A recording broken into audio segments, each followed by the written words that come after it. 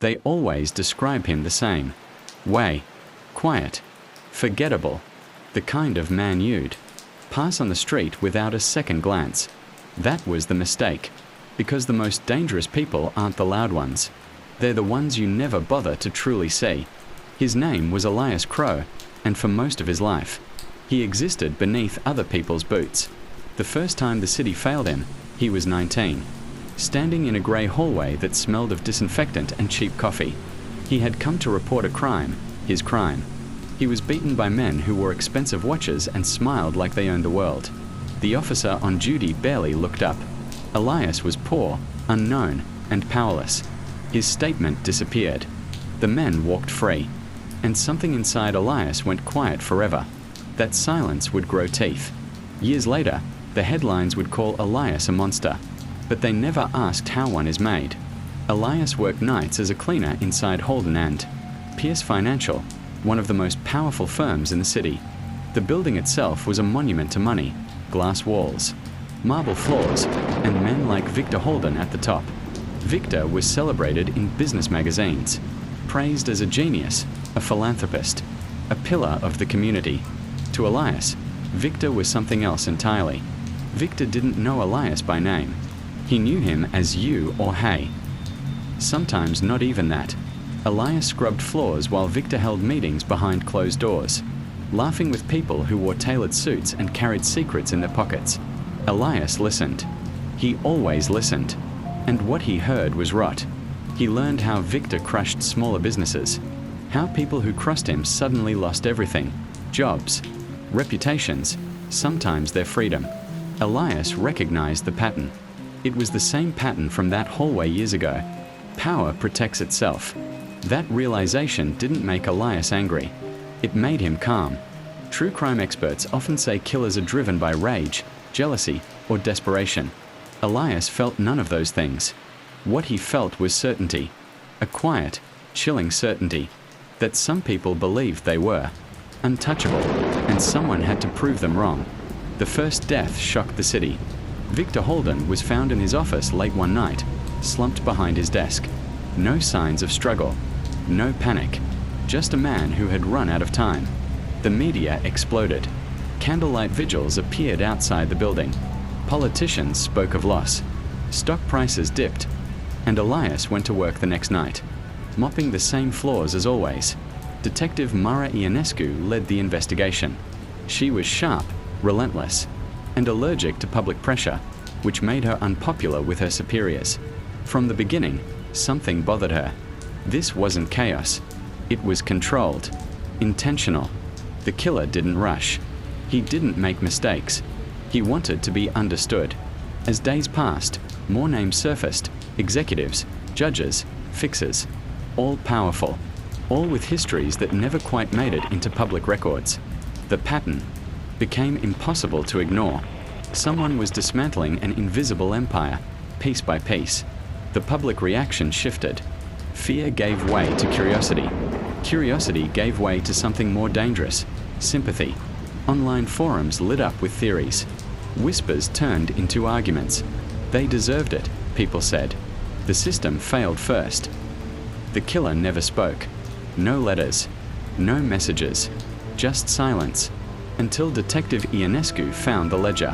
Hidden inside a false wall in Victor Holden's office, it listed names, dates, and transactions, proof of crimes buried under layers of influence.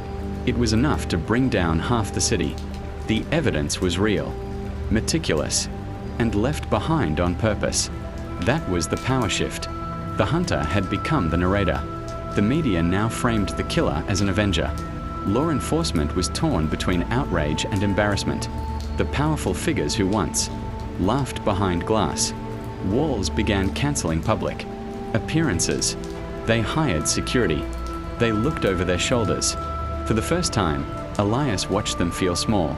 Still, Detective Ionescu couldn't shake one detail. The killer had access. Intimate access. This wasn't an outsider storming the gates. This was someone already inside. She watched the security footage again. The cleaners, the assistants, the people no one ever remembered. That's when she saw him. Elias Crow. always in the background, always present, always invisible. When she brought him in for questioning, he didn't resist. He sat calmly, hands folded, eyes steady. He didn't ask for a lawyer. He didn't deny anything. "You feel nothing?" she asked, studying his face. "No," Elias said gently. "I feel balance." He spoke without pride, without shame. He explained how every person he targeted had escaped, consequences through money or fear, how the law bent around them, how silence protected them. He didn't call himself a hero.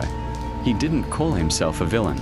"I just finished the work that was abandoned," he said. Detective Ionescu realized then why the case disturbed her so deeply.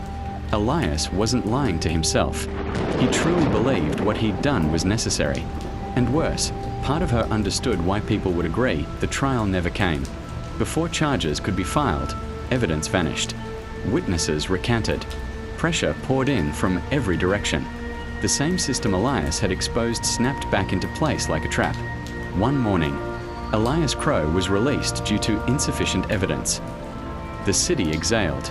Officials promised reform. News cycles moved on. Elias returned to the streets, unnoticed once more.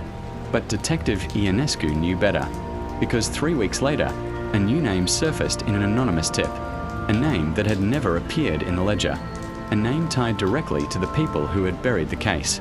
And at the bottom of the message, only 4 words appeared: "The work continues." The lesson was clear and unsettling. When justice is ignored long enough, it doesn't disappear. It changes hands. And somewhere in the city, a man who felt no guilt was already watching his next target walk freely. For now, the city tried to forget Elias Crow, and in many ways, it succeeded. His name faded from headlines, replaced by new scandals, new distractions, new tragedies packaged for quick consumption. But forgetting was a luxury reserved for people who had never been powerless. Elias understood that systems don't change, they adapt. And so did he. He returned to the rhythm of invisibility, moving through crowded streets like a ghost, watching the same powerful figures reclaim their confidence, their smiles, their careless laughter. They believed the nightmare had ended. That belief was their greatest weakness. Detective Mara Ionescu felt it too. The shift, the city, sounded louder, more nervous. Tips flooded her desk again, subtle at first, then impossible to ignore. Bank records quietly altered. Properties transferred overnight. A judge abruptly resigning with no explanation. No bodies, no chaos, just pressure applied with surgical precision. This wasn't rage anymore. This was strategy. Mara reread the anonymous message for the 100th time. The work continues. It wasn't a threat. It was a promise. She began mapping connections the public never saw, tracing influence instead of blood. Each thread led back to the same closed circle, the people who had buried the ledger, dismantled the case, and walked Elias free. They were careful now, but care couldn't erase guilt. Elias watched them unravel from a distance. He learned their routines, their fears, their secrets. He understood that fear alone was temporary.